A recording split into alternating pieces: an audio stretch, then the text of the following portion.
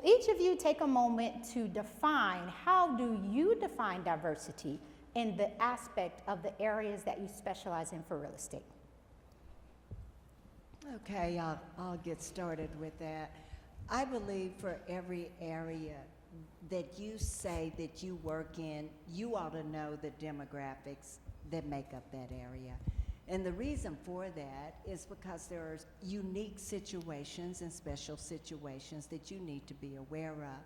So one of the things that I do is I always say the word intentional is what you need to be when you are working in diverse groups. So not only are you intentional, but you are educated about what is needed in order for them to be successful in home ownership. Thank you. With my specialty being in generations, when it comes to diversity in that way, a lot of it comes from your experiences growing up, what you were exposed to, what the world looked like while you were growing up, and that really helps to condition the decisions you make for the rest of your life. So as it pertains to diversity, it's the different experiences we're bringing into the situation, which obviously crosses over all definitions of it, but being more understanding and empathetic to the situation they might have come out of, what they grew up seeing, and how you can utilize that to help them feel more comfortable throughout the process. Awesome. Good morning, everyone. It's hard to follow two really good explanations on diversity. And I know a lot of times I come to talks and people look at me and they think, here's somebody talking about diversity that does not look like they came out of central casting for diversity, right? But let's face it, as realtors, we interact with so many different people that don't look like us, that have different challenges in their everyday lives. And for lack of a better explanation, there are a lot of, or a better analogy, there are a lot of people that are kind of left on the side of the road of the highway of life sometimes, right? And we, as realtors, run into them. We run into them when they're looking to buy a new home and to do something positive with their lives, and we have to be open and understanding and compassionate and empathetic to those people, because they're not only the people that pay our paychecks, they're the people in our communities that we owe service to. So that's my definition of diversity. And I love this because I think sometimes when people hear diversity, they think, oh, it's just black and white. And they don't know that there are other factors, other areas that covers. And so, John, I know you mentioned a little bit about that DEI goes into that. So what are some specific ways that real estate agents can better serve their clients when they're working with someone who has special needs or disabilities?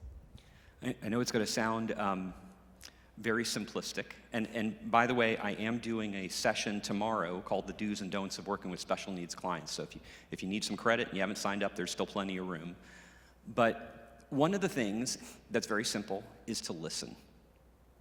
I think as realtors, we are fix-it people sometimes, right? We have clients that come to us with a need, and we want to put a check in that box for them, right? And it's very easy when someone says, I've got kids that need to be in a certain school district, or I'm looking for a place that's near my work. But if you have someone with a disability or a special need, it is important to just understand where they're coming from, because I would like to ask, can I just see a show of hands? Is there anyone in this room that has a family member with a special need or a disability? Right. I expected a lot of people to raise their hands because statistics show that 25% of Americans have some sort of registered disability. And whether or not that's your niche or you've even worked with anyone, you will eventually. They're going to find you. And you have to be prepared. You have to be prepared. You have to listen and understand where they're coming from. Thank you. So, Jill, I know one of the things we were talking about, this is, I believe you said, the first time in history that we are faced with having 5 generations at the same time. Can you talk a little bit more about that and how that affects the real estate industry? Yeah, absolutely. So, I'm loving the show of hands. So, how many of us have worked with somebody from a generation different than ours? How many of us have, in our office, a generation different than ours? Okay, now it's a safe space. How many of us have been frustrated by working with somebody from a different generation? Right? Yes. And there's so many different nuances within that. So within the real estate world, it's also a matter of like I mentioned earlier, understanding where they're coming from. So for example, my grandma, we just sold her house in Omaha last month, and she had lived in that home for 49 years. Show of hands, how many of you were selling real estate in 1966? Okay, so I got one hand. Cheers to you, sir. In that understanding, though, she moved around 12 times in 12 years as a military wife prior to settling there. She was very familiar with the real estate process ahead of that, but had not dealt with it at all in 49 years. What kinds of conversations and questions do we need to have ahead of that to help her understand what the process looks like now, right? And then on the flip side, when you're talking to somebody from Gen Z or millennials, the old adage of buy as much home as you can get because it will always appreciate in value, you're not gonna sell a millennial or a Gen Z on that because most of them either watch their parents lose their home in the crash or almost lose their home or watch their friends' parents lose their home. Homes don't always appreciate. So in that regard, you have to also change the conversation, and that can't be your only selling point. So understanding within real estate, you might have a conversation where you have a listing from the silent generation followed by a buyer's consult for somebody in Gen Z in the same day.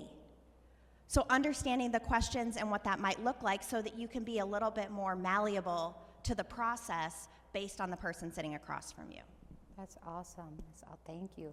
And I remember this story, Cassandra used to tell this story about, was that your neighbor was having a party and they didn't invite you and you invited yourself? And I love that story because it deals with diversity. And so what is one of the ways you've experienced when you're working with a variety of mixed clients, how do you help guide other real estate professionals to understand how to walk in your shoes when you're working with other diverse clients? Well, when I think of diversity, I think of what I call the 4 C's, you guys, and one of those C's is commonality. Let me see the hands of you that enjoy a really good meal. Yeah. How many of you feel that everyone deserves a safe, warm place to live? Let me see your hands. Okay, so I really feel like we've got more in common than we have different things that are the things that we don't want. We have more of the things that we want in common. And so that story that I tell all the time, they were so noisy next door that I told my husband, get up, we're going to their party. And so we went, and they were, of course, my neighbor, my neighborhood is extremely diverse, and it's wonderful.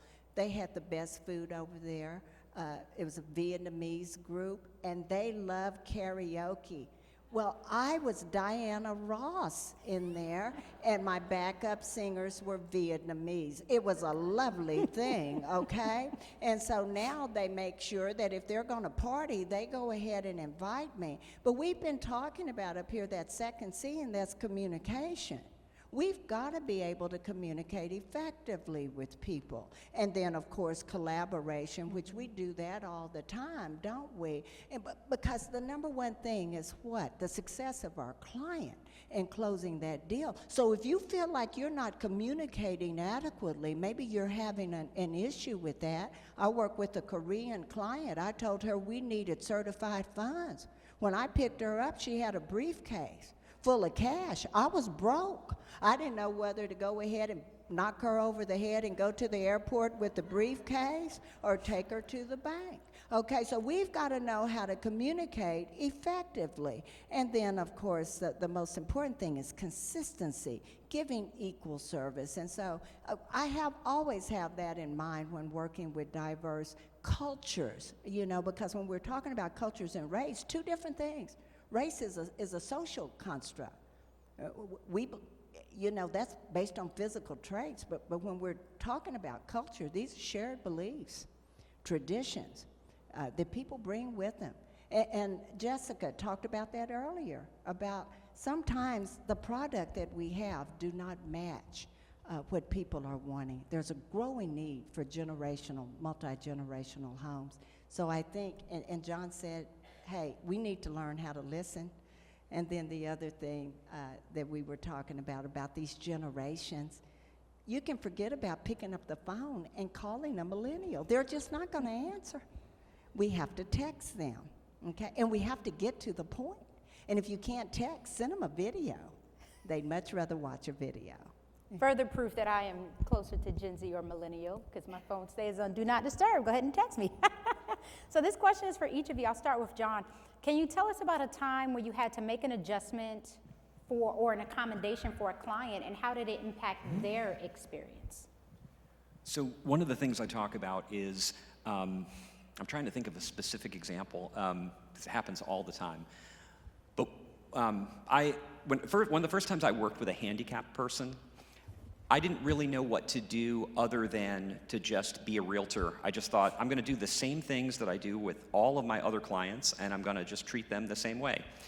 And when I showed up, I realized, uh-oh, we can't even get into this house because my disabled client in a wheelchair can't make it into the house. So one of the things that I've learned to do when you have somebody with a physical disability is go preview the house, right? How many times do we do that anyway with clients, right? You have clients that are out of town, they say, I can't make it. It's always a good idea to preview homes for those types of clients. The other things that I think are important are showing up early, like being available. How many times have you had a phone call where you are sitting out in front of a property and you're waiting for your client to show up and you've been sitting there for 5 or 10 minutes and then they call you and say, I can't make it, right? It's happened. Raise your hand if that's happened to you, right? And it's frustrating, right? How many people feel like, oh my God, you know, this was the only client I was going to see today. I had to put my suit on. I had to shave. I had to get out there, put my makeup on, and now they're not showing up, right? One of the things you have to do is you have to be understanding. I found out once that one of the clients that didn't show up for one of my appointments was because her 90-year-old mother fell getting into the car and they had to be rushed to the hospital. Now, I didn't know that at the time and I was upset about it. But what it made me learn to do is be more empathetic and understanding and know that like there sometimes are reasons that are beyond people's control that are viable reasons that only they would know about, and that you've got to be flexible enough to be someone who's empathetic and understanding. Love that. Thank you. What about you, Jill? So as was mentioned in my introduction, I am not a licensed realtor. I run a marketing company and I work specifically in the real estate world. I've worked in title and mortgage for a number of years prior to this. So one of the things that I encounter most frequently in generational differences in my world is, if we had to think of a marketing topic that might have a little bit of that, social media, right? So if you think about social media, because we're all familiar with it too, it kind of posts as a good example, the broad range, right? If you're talking to somebody, so we've got Gen Z, and then Alpha and Beta are now coming in after that, but somebody on Gen Z, if you talk about anything with social media, they're like, yeah, I get it, or I've got to introduce this, I've got to figure that out. Great. Silent generation, maybe we have to do a little bit more preemptive work. How many of you are in a larger brokerage? Have you ever been in the room when baby boomers found out you were getting a new CRM that they were going to have to learn how to use? That gets tough. Gen Z, they've been moved around to a bunch of different settings because of COVID and everything else. And you tell them we're introducing a new CRM, they're like, great, what day? What do I got to do? Right? Like, roll with the punches. Technology is different. But when you talk to like the silent generation and silent generation specifically, a lot of them work their entire career. Maybe they're in real estate as a second thing, or maybe they're doing a second job now, but their entire career without ever needing a computer because it wasn't there. They retired before it became a thing. So understanding that part as well and adjusting to be understanding to the communication style and moreover the platform by which they want to accept information. And I will double down on what Cassandra said earlier. Do not call the millennials or the Gen Zs, and moreover, do not waste your sweet breath on a voicemail because it will never be listened to, and we all know it. It's true. It's so true. And it's true across a lot of different generations. Most people would prefer a quick text over a voicemail. I said it, I've heard it, I'm just putting it out there so you know. I mean, and let's be honest, how many of you can go to your phones right now, look at voicemails, and you got 700 voicemails waiting? Just me? No, Rachel, okay. I didn't even know the iPhone could hold that many voicemails at one time. Cassandra. Cassandra, how about you? She's going to say, repeat the question. I got you. Well, let me give you another question, Cassandra. So, what challenges have you faced working with clients from different racial or cultural backgrounds, and how do you overcome them? See, that's what happens when you forget my question. I'm going to give you the challenging one. Which challenge would you like to hear? Yeah, so there are now in North Texas here, there's 8.3 million in our population, you guys, and well over 40 languages. And we're talking about South America, Europe, Central America, Latin America, Asia. So we can go on and on. So let me give you an example about preparation. I've been working with a couple, and they were from India. Beautiful young couple. I couldn't figure out who the decision maker was, okay? And so we looked at homes. This has been a while ago, so we were in a true buyer's market in Collin County, okay? And I'll never forget, they said, we want to see this home, but we'd like for you to show it to us on a couple of days from there, on like a Friday or whatever. And when I got there, there were cars all the way down the street. Okay, the aunts, the uncles, cousins, okay, grandparents. And they were all there to see the home and help them make a decision. And so I think with every experience you have, and as John was saying, showing up with the empathy and the compassion, I was getting frustrated because I wanted them to make a decision. When you're working with other groups, don't get frustrated. In fact, one of the books I just love before we travel to foreign countries a lot, Kiss, Bow, or Shake Hands. How many of you have that book? If you don't, please put that in your library. It'll serve you well. Thank you. You're welcome. So, John, I have a question for you. Something what Cassandra just mentioned, a lot of times real estate professionals can get frustrated and say, well, I just don't want to work with that client. I'm just going to refer them out. What are some tools and resources, and what would you say to a realtor that you heard say, well, they're different from me, so I'm just going to refer them out? So one of the interesting things is before I got into real estate, I worked in the corporate world. I worked for a couple of Fortune 500 companies. I worked for the New York Times company at a newspaper in Florida, and I worked for a pharmaceutical company. And I saw the corporate side of things. And how many of you, I hate to have you keep raising your hands, but how many of you worked in a corporate environment for a Fortune 500 company or a big company, right? And you know what?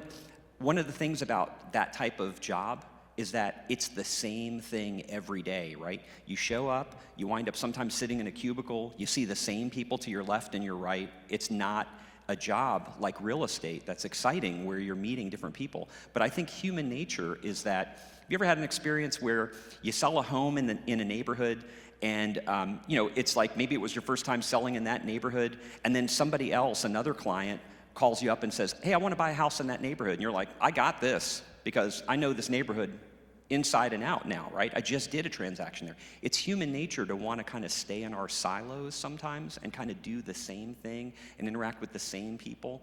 And one of the things I've also learned as a speaker in the real estate industry is I love coming to conferences where I am not in the bubble that I'm in every day, right? Because I meet other people that are diverse, that are not like me, that are in markets where, like, I may be coming from a buyer's market to a seller's market, right?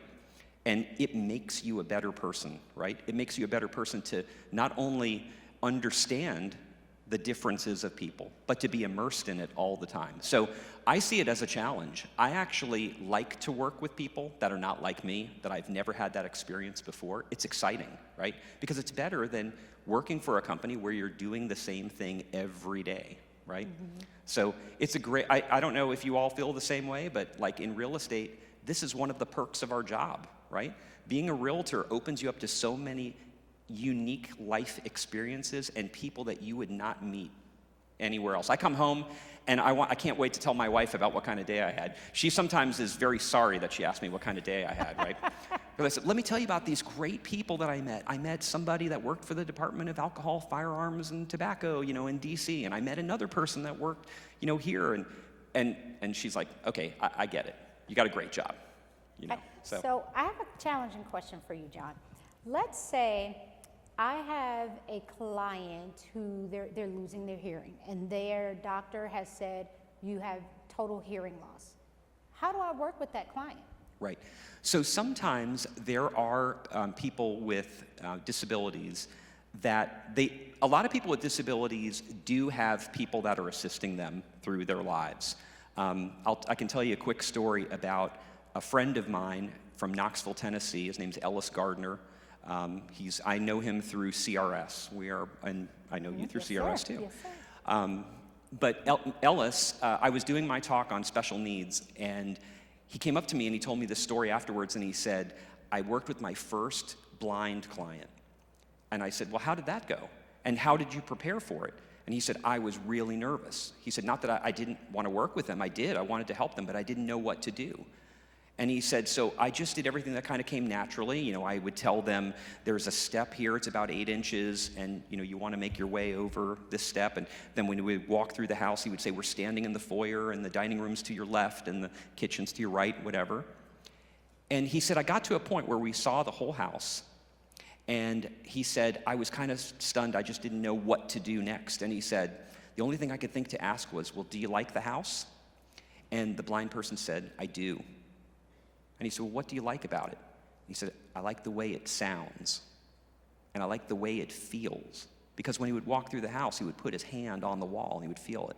And obviously, somebody with a sensory disability, their other senses are heightened. And so this person was listening to the sound of cars outside and things and trying to determine whether or not this is going to be a safe place for them. So the roundabout way of answering your question is, like, we all know what to do. Right? It's just sometimes like unlocking that part of your brain that says, I don't have to go like above and beyond for this person. I just have to treat them like a normal human being, right? And do what comes natural. That's so good. Thank you for that. So Jill, I'm gonna ask you a marketing question, because we have a lot of people on social media. They probably on it right now when they're supposed to be paying attention. But we have a lot of people who market on social media. We're talking about 5 different generations. Marketing looks different, because someone asked me, am I on TikTok? I said, who is she? And this was last year, because I wasn't there. And then they said, what about LinkedIn? I'm like, well, I'm not looking for a job. So when we think about real estate in terms of marketing to these generations, what do we need to do differently to keep in mind that we're talking to totally different generations on the same platform? Yes. Okay. So I will mention at the top of this, so I'm doing a class tomorrow morning as well that goes into this in way greater detail, because if we're talking about individualized service for 5 different generations, I can promise you I'm going to take up a lot more than the 2 minutes I'm allotted for this question. But when you're thinking about for social media, one, yes, jumping on, all right, I'm going to be really real with you guys. I don't love social media, and I know I'm not supposed to say that because I do marketing, and I'm supposed to love it, and I'm supposed to tell you guys that it's the greatest thing ever, but if I can be real, it's not an income-producing activity for you or for me, so it's kind of a necessary evil, right? Can we all agree to that? Like, for the majority of us, if we're not gonna spend 8 hours a day on social media, it's probably not gonna crank out a whole lot of leads. So with that in mind, let's just do what we need to do. So most commonly for that, what I will tell my clients, or when I'm doing a social media class, is to be cognizant of how you show up online. So like if you Google you, how do you show up? And then when you look at your social media, let's say you are looking for a new dentist and you click into their social media and they haven't posted since 2021, what do you assume? They're not in business anymore. Exactly.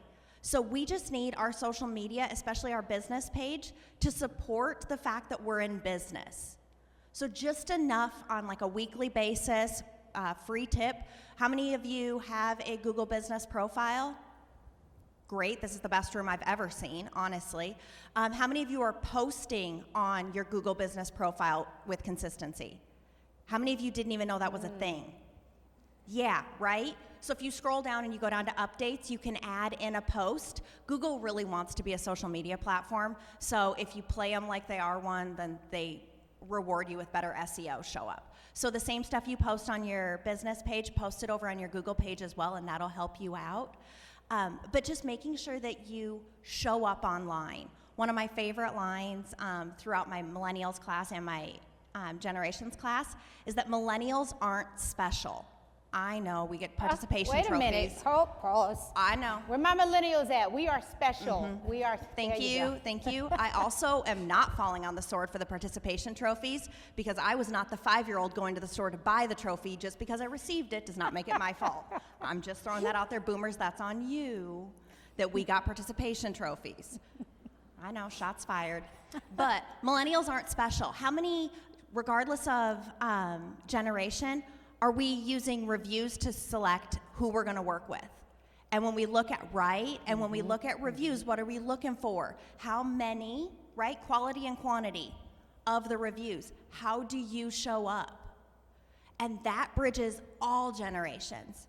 So not spending copious amounts of time on every new platform, because Lord only knows that, I guess, Red Note and Lemon 8 are at the top of the list to take over TikTok. Hot news, heard about it on the Today Show this week. So that means I'm way behind on all of it. But nonetheless, there's always going to be a new platform. Just be consistent with the places where your audience is located. And don't sleep on LinkedIn, because that's like the wild, wild west right now, and your posts get a lot of reach on there. Sorry. What about MySpace? Ooh. Everybody who laughed, you just told your age. I'm just saying. I still have it. I found it, and my top 8 is intact on my MySpace account. So My MySpace account was still, I don't have a MySpace account. What? So Cassandra, my next question is for you. So one of the things that Jill mentioned was, how do we make people feel welcome on our platforms? How do you how can real estate professionals create an inclusive and welcoming environment for all of their clients?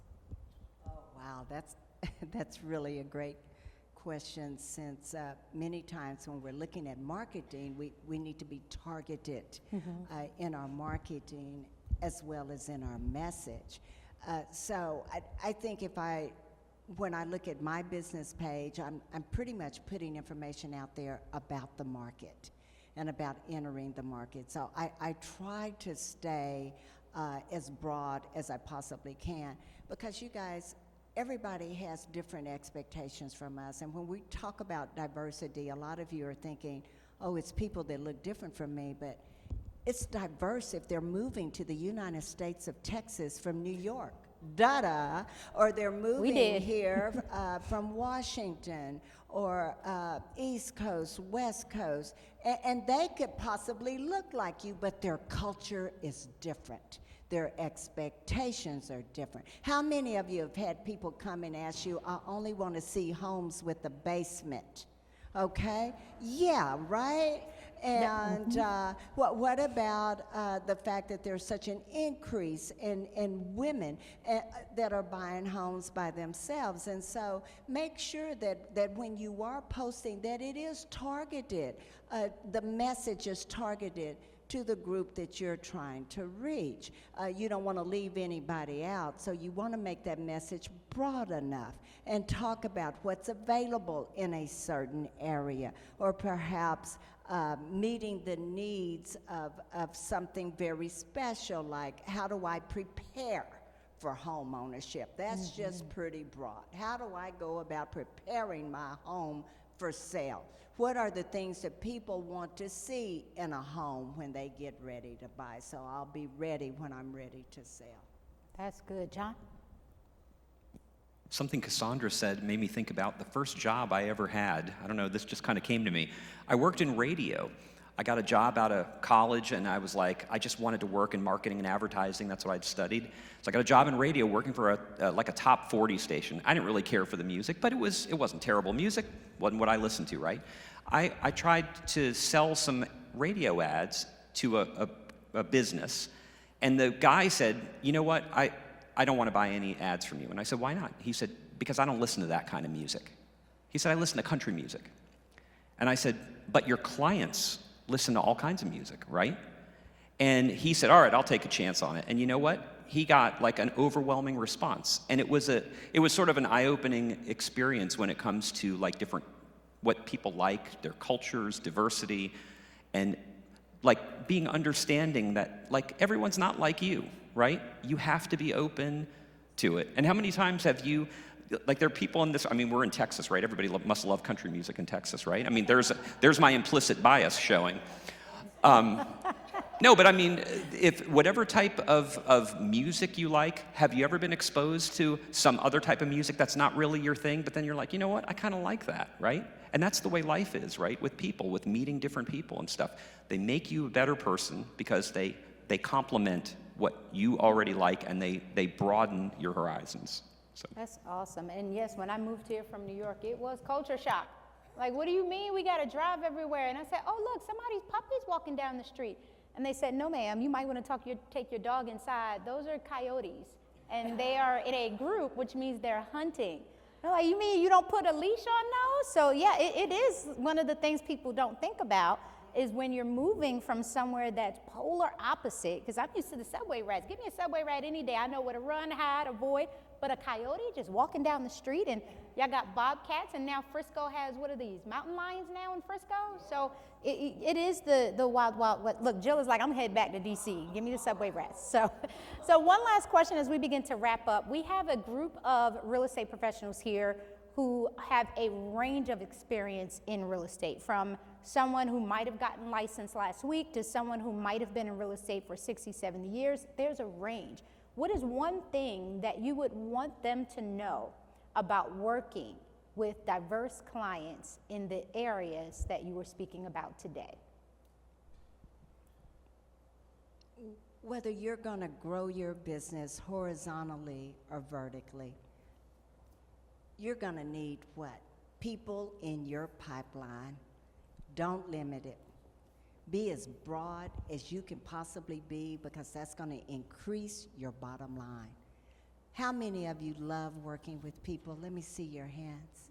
Keep them up. I hope you all like working with people. Keep your hands up if you do it for free, okay? How many of you have had a client that made you want to set your own hair on fire? Let me see your hand, okay? So what you want to do is keep it as broad as you possibly can. Have an equal professional model that you follow. Let people set their own objectives. Give them choices. Don't make decisions for them. Admit that you absolutely have implicit biases. We all do. But do not let those interfere with the way you disseminate your services. Can you tell them what that means, implicit bias? Implicit biases happen almost automatically, right? It's stuff that you grew up with. It's the way you see people. It's the way you stereotype people. And it's almost difficult to prevent. It just happens. The problem is, most of you in here won't admit that you have them. Oh, I just love everybody. I'm not talking about whether you love people, dislike some people. That's not what I'm talking about. I'm talking about the way you see them. And if you see them in a way that your mind is telling you to see them, then you're going to try to make decisions for them. And this is what we want to avoid. We want to try to take them where you think that they belong. And that's what we don't want to do. I have an implicit bias to the Cowboys. Oh, you do? But they're going to get mad if I say it. I was only going to say I don't think I was alive the last time they won anything. But I'm going to, Jill. All right, so so the question was working with the different generations. Mm-hmm. So have any of you guys read the book? I should say I'm working on that. You guys is such a northern thing. Y'all, that lands better, right? We're from East Coast, so I got you. Thank you. I got you. Thank you. Have any of you all read the book Getting Naked? That's right, I said naked. It's a book, not what we're needing you to do right now. It's a book. Make sure you get the right one. So it's a business fable, and it reads super quickly. It was my first book of 2025, and I polished that sucker off in a week, which is very uncharacteristic of me. It is a great book. And one of the things that I really enjoy about it as it pertains to working with people who are different from you, or more specifically within the generations, is there's this example where, so the story is that they're onboarding this other consulting company under them. And this larger company, what they do is they prepare their entire presentation. They do all their research and they show up with their slides and they show up with everything ready to tell this group, whomever they're going to be consulting, this is what you should do based on our research. We're the professionals, this is what you should do. Then on the flip side, this consultant company that they were taken in, they show up with a blank sheet of paper and a little bit of knowledge of who they are, and they ask a lot of questions. And in asking these questions, they learn what their desires are, what they're doing, what it looks like, and how they can help them. And they tailor the entire discussion to the person sitting across from them. And I think that that parlays just as well into real estate and any other service-based model, in that we can come in with our understanding and what we think we knew ahead of time, but until we ask the questions, we don't know what their expectations are. We don't know their experience in real estate.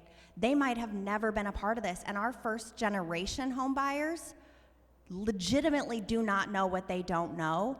And so sometimes we got to ask some of those questions to help uncover. Another phrase that I heard that just has always stuck with me is that unspoken expectations are premeditated resentments. Unspoken expectations are premeditated resentments. And sometimes we don't know what our client wants from us because we don't take the time to ask if we're missing anything, to ask what a smooth transaction looks like to them, to ask what they know about the process and what they are looking for from you. Because a lot of times they're going to give you the playbook of exactly how they want it to look, and all you have to do is follow the steps they give you. Otherwise, they come in thinking one thing based on their culture, their disability, their unique circumstances that they grew up in, whatever those might be, thinking this process goes one way, you think it goes another way, and you're never on the same page.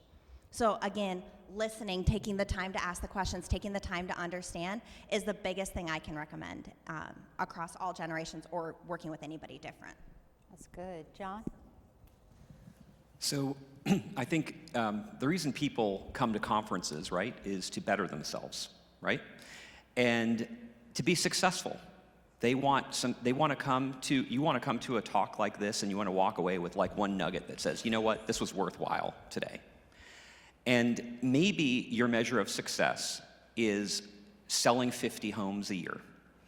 And when I started in real estate, that's what I thought. I came from a sales background and it was very corporate. And I was focused on being like, I've got to get to, I'm platinum level, I got to get to chairman's, and then I got to get to ambassador or whatever's next, right?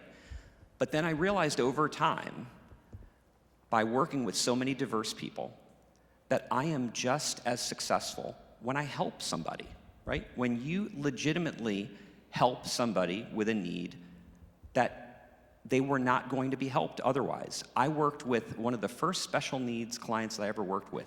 I sat down with them and they said, I'm going to tell you this. I'm going to give you a preview of this talk. I hate to do this, but it'll take a little bit of the wind out of the sails if you come tomorrow. But this client, I sat down with her and her husband, and they went over all the things that they wanted and needed in a home. It needed to have so many bedrooms, so many baths, it needed to be here, it needed to be there, and needed to be near a metro, etc. And she said, there's one other thing that I have to ask you, and it's the most important thing. And she said, and the reason I'm asking is because we've already worked with 2 other agents and they let us go. And she put her hand on mine and she looked right into my eyes and she said, are people like us a waste of time? Yeah. Can you imagine? In that moment, my knee-jerk reaction was, of course, to say, of course you're not a waste of time. Don't worry, I'm going to help you. I'm going to help you find a home. But I couldn't believe what I had heard because I couldn't believe that there are people in this world that feel that way, right? And so the best advice I can give you is open up your mind to people and open up your heart, right? You have so much to offer people that need your help. And if you leave with anything today, just remember that. You're a super person, right? You have the ability to help someone in need. And I know that like sometimes like you go on social media and thing that kind of, it gets at me every day. DEI sometimes has a very negative connotation attached to it by a lot of people, right? And it should not. Because I think the people that attach negativity to it don't understand it. They don't understand that we are trying to just treat people fairly and equitably, and we're trying to lift each other up. We're an industry right now that is under attack. Unless you've been living under a rock and haven't seen it, we are under attack by everyone, right? We need to do better, not only by our clients, but each other. We need to lift each other up and do better. And open up your mind and heart to people, and you will be successful. That was awesome. Well, this was good. Can you all help me in thanking John, Jill, and Cassandra for being here with us today? That was awesome. Well, on the screens right now will be another QR code for you to get your CE credit. Remember, you can't leave until you get that credit because I know you want that credit. So if you'll go ahead and scan that QR code, and as you're doing that, as a reminder, you will be seeing some of our presenters today at additional workshops tomorrow. John, do you want to tell them which one you're doing? So I'm doing serving client, or it's the do's and don'ts of working with special needs clients, and that is in the afternoon. Yes. 1 to 4 at the Local Good Coffee Company. Yes, yes. I will be teaching my class, Becoming a Generation Guru, understanding how to work with all 5 generations simultaneously, as well as marketing to millennials, understanding how to work with America's largest generation. And that will be at the CCAR office tomorrow morning, 9 to noon. Awesome. And inside of your booklet, you can find additional information about that. So you got your QR code scan. As you're headed to the vendor area, I want you to tell a friend what you got out of this session, and we will see you back here at 11:15. Now, don't try to run out the door because our next guest, I'm not going to tell you. Just go ahead to the vendor booth, and we'll see you when you come back.